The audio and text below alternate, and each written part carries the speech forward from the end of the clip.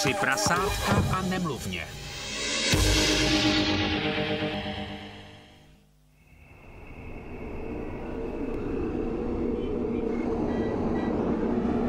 Už uplynul týden od vlčího útoku na rezidenci prasečí chlívky a stále se nic nezměnilo, přestože Asociace prasečích pohotovostních spolků APPS slíbila rychlou pomoc.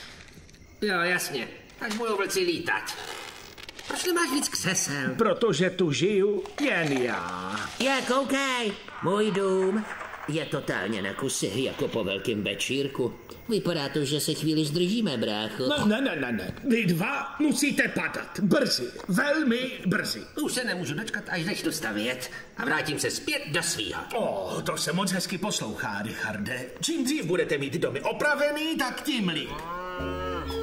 Nerozumím tomu, Lauro. Jak to myslíš, že vám nedodali materiál? Už maluju, chcete se podívat? Co je to za barvu? Smetanová. Podle mé vlastní smetany. Lauro, říkal jsem ti přeci, jako svému dodavateli, že chci ty zdi vymalovat piškotově. Poznám rozdíl mezi mléčnými a pekařskými produkty. A prosím, vzorníky už vidět nechci. Tak vymalovat, nevymalovat. Každý detail je další trauma. Relaxační místo. Dobře, jdi na relaxační místo. My jdem za dalším zákazníkem. Kolik kšeftů ta kráva má? Promiň, jdeme pozdě. Náš druhý klient je totální prase. Nic osobního. Jo, všechno v poho. Dobře, moc práce. Pozbírat slámu, uvázat snopy. Postavit z nich zdi. Ta bahenní koupel bude tamhle. Zenový meditační plácek tady. Sound systém bude, jo. Chlapi, hrajete silo? Jsem s tím, kámo. Doprava. Je to marnost. Stavba domu vůbec nepokračuje. Ta kráva tam vydrží 5 minut a pak zmizí si někam na jinou stavbu. Asi taky na chvíli. Vůbec žádný pokrok. Fakt? Moje parta pokračuje skvěle. Tak to mě těší. Jo, už jsme ve 4. úrovni v silu. Kámo, je to síla. Ještě jednu noc? Slibujeme čestný prasečí. Nárok na gauč. Máme nárok na... To je můj polštář. Nesnáším prasata zmají. Těch dvou se nikdy nezbavím. Mohli bychom aspoň jeden večer trávit klidně a tiše? Sandy, který rok ses naposled sprchoval? No tak, odvaž se, kámo. Jsme přece prasata.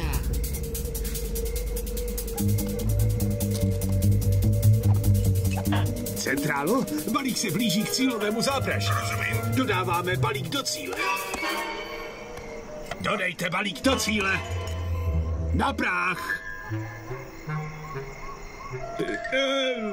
Dejte to na práh. Balík doručen. Rozumím. Aktivujte dveřní klakson. Aktivujte dveřní klakson.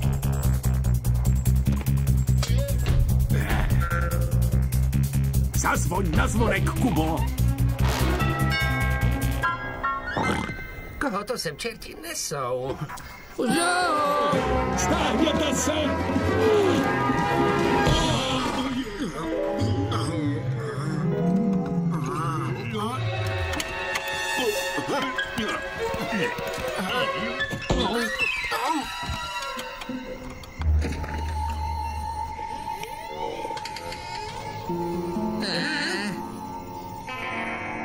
Páni?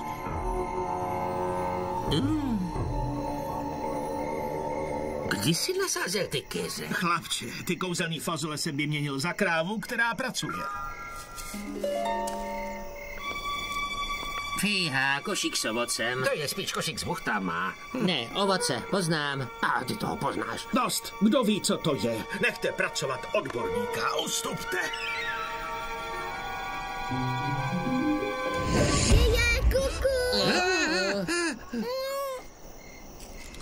To je dítě.